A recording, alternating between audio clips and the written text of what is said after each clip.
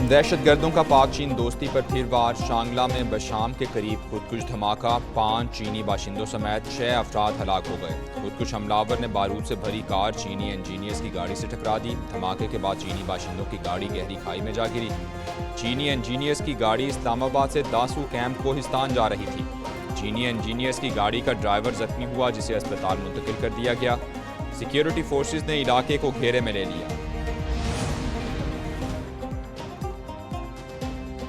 وزیراعظم شہباز شریف کی چین کے سفارت خانے آمد، سفیر سے ملاقات کی۔ دہشت گرد حملے میں چینی باشندوں کی اموات پر اظہار افسوس کیا۔ ملوث عناصر کے خلاف فوری اور سخت کارروائی کی یقین دہانی کرائی۔ وفاقی وزراء محسن نقوی، اسحاق ڈار اور عطا تارڑ بھی موجود تھے۔ وزیر داخلہ محسن نقوی بھی چینی سفیر سے ملے، دھماکے کی تفصیلات سے آگاہ کیا۔ ترجمان کے مطابق چینی سفارت خانے نے حملے کی تحقیقات اور قصورواروں کو سخت سزا کا مطالبہ کیا۔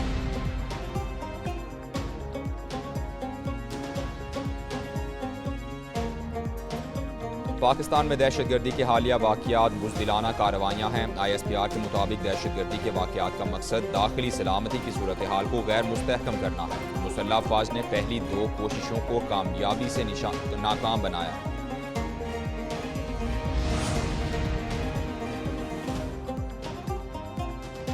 امریکہ کی پاکستان میں چینی انجینئرز پر دہشت گردوں کے حملے کی مذمت۔ ترجمان امریکی محکمہ خارجہ کا کہنا ہے کہ دہشت گردوں کے ہاتھوں پاکستانی عوام کو بہت نقصان اٹھانا پڑا۔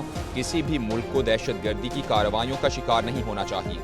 میتھیو ملر نے پاک ایران پائپ لائن منصوبے پر امریکہ کا موقف بھی دے دیا۔ بولے، امریکہ پاک ایران گیس پائپ لائن منصوبے کے حق میں نہیں، پاکستان کو ایران سے کسی معاہدے سے باز رہنے کا مشورہ دیتے ہیں۔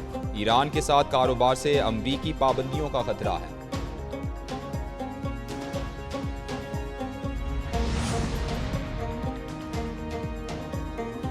عدالتی امور میں ایگزیکٹو اور ایجنسیز کی مداخلت کا الزام۔ اسلام آباد ہائی کورٹ کے 6 ججز کا سپریم جوڈیشل کونسل کو لکھا گیا خط منظر عام پر آ گیا۔ خط میں لکھا گیا ہے کہ ایجنسیز نے ججز کے دوستوں اور رشتہ داروں کے گرمیوں کی چھٹیوں میں ایک جج کے بیڈ روم سے کیمرہ اور ریکارڈنگ ڈیوائس برآمد ہوئی۔ خط میں عدالتی امور میں مداخلت پر کنونشن طلب کرنے کا مطالبہ بھی کر دیا۔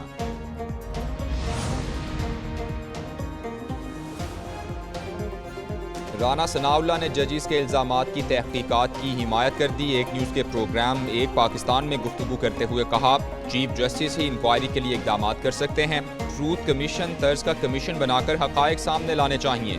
حقیقت یہی ہے کہ یہ سب کچھ ماضی میں ہوتا رہا ہے۔ بانی پی ٹی آئی اور بشرا بی بی کی جان کو لاحق خطرات کی پی ٹی آئی جس طرح چاہتی ہے تحقیقات کرانے کو تیار ہیں۔ P T I high court ججز کے خط پر پریشان، خط کے مندرجات کو تشویشناک قرار دے دیا۔ چیف جسٹس آف پاکستان سے فوری نوٹس لینے اور کارروائی کی استدعا کر دی۔ ترجمان پاکستان تحریک انصاف نے الزام لگایا، پی ٹی آئی کے سابق وفاقی وزراء اور مرکزی رہنماؤں کے گھروں پر جاسوسی کے آلات لگائے گئے۔ وقت آ گیا ہے کہ ملک میں رائج اس غلط روایت کے خلاف فیصلہ کن اقدام کیا جائے۔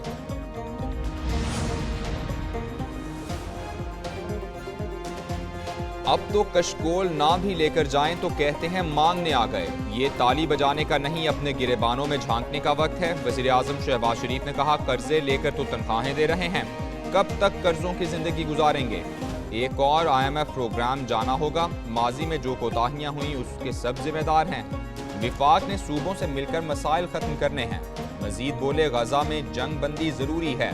وزیر اعظم کا ٹیکس ایکسیلنس ایوارڈز کی تقریب سے خطاب، برآمد کنندگان کو ایوارڈ سے نوازا گیا۔ وفاقی وزیر پیٹرولیم مصدق ملک کی پاکستان میں متحدہ عرب امارات کے سفیر سے ملاقات۔ حماد عبید الزابی نے ڈاکٹر مصدق ملک کو عہدہ سنبھالنے پر مبارکباد دی۔ اعلامیے کے مطابق ملاقات میں پیٹرولیم سیکٹر میں تعاون سمیت باہمی دلچسپی کے امور پر تبادلہ خیال کیا گیا۔ پیٹرولیم شعبے میں شراکت داری مزید بڑھانے پر بھی اتفاق۔ ڈاکٹر مصدق ملک نے کہا، متحدہ عرب امارات اور پاکستان کے دیرینہ تعلقات ہیں۔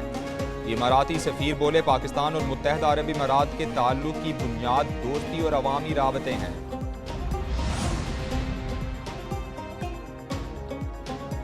پرنسپل ایچسن کالج کے استعفے کے بعد نئی پیش رفت۔ وفاقی وزیر احد چیمہ نے گورنر پنجاب کو خط لکھ دیا۔ احد چیمہ نے لکھا، ان کے بچوں کی فیس معاف نہ کی جائے۔ حالیہ واقعات سے ان کی اور اہل خانہ کی تضحیک ہوئی۔ ان کی اہلیہ 1.5 سال سے اس معاملے میں تگ و دو کر رہی ہیں۔ فیس معافی پر پرنسپل ایچسن کالج نے کئی بار انڈر دی ٹیبل ڈیل کی پیشکش کی۔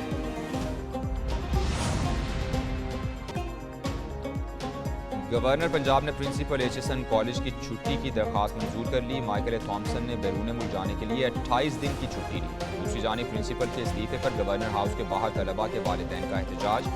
والدین نے واقعے کے خلاف اور پرنسپل کے حق میں بینرز اٹھا رکھے تھے۔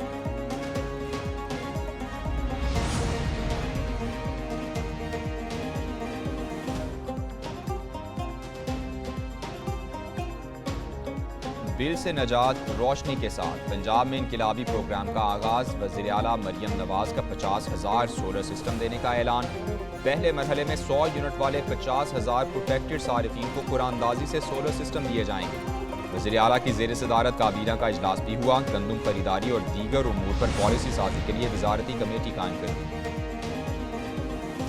پنجاب میں قانون کی بالادستی۔ وزیر اعلیٰ پنجاب کی جانب سے 2 اراکین اسمبلی کو شو کاز نوٹس جاری۔ پولیس اہلکار سے بدتمیزی پر ایم پی اے ملک وحید سے 3 دن میں جواب طلب کر لیا۔ نون لیگ کی مخصوص نشست پر رکن صوبائی اسمبلی عظمیٰ کاردار کو بھی شو کاز نوٹس جاری۔ عظمیٰ کاردار سے ماڈل ٹاؤن پولیس اسٹیشن میں ایف آئی آر کے سلسلے میں جواب مانگا گیا ہے۔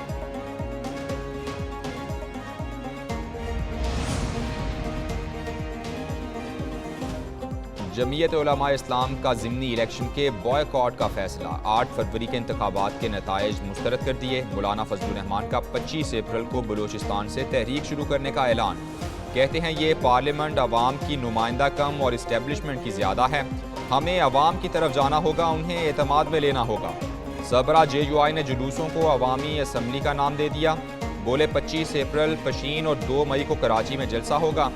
9 مئی کو پشاور میں عوامی اسمبلی کا انعقاد ہوگا، جس کے بعد لاہور کے لیے تاریخ کا تعین ہوگا۔ تحریک انصاف کا ضمنی انتخابات کے لیے مہم شروع کرنے کا اعلان۔ بیرسٹر گوہر کہتے ہیں خیبر پختونخوا میں بانی پی ٹی آئی کی رہائی کے لیے بڑا جلسہ ہوگا۔ رانا ثناء اللہ کی دھمکی پر ان کے خلاف کراچی میں بھی درخواستیں دائر کر دیں۔ بشرا بی بی کے بیان کو پارٹی پالیسی سمجھا جائے۔ بشرا بی بی کو پہلے بھی جو کھانا دیا گیا اس سے ان کی طبیعت خراب ہوئی تھی۔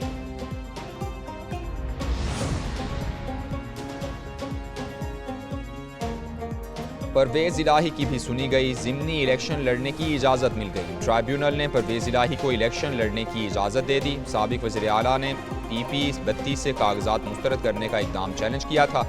زارا الہی اور سمیرہ الہی کو بھی الیکشن لڑنے کی اجازت۔ ٹرائیبیونل نے پی پی 158 سے مونس الہی کے کاغذات بھی منظور کر لیے۔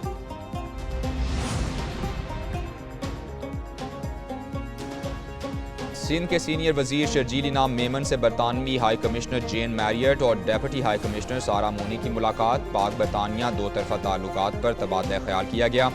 باہمی دلچسپی کے شعبوں میں 2 طرفہ تعاون مزید بڑھانے کا عزم۔ شرجیل میمن نے کہا پاکستان سرمایہ کاری کے لیے موزوں ملک ہے، غیر ملکی سرمایہ کار ٹرانسپورٹ کے شعبے میں سرمایہ کاری کریں۔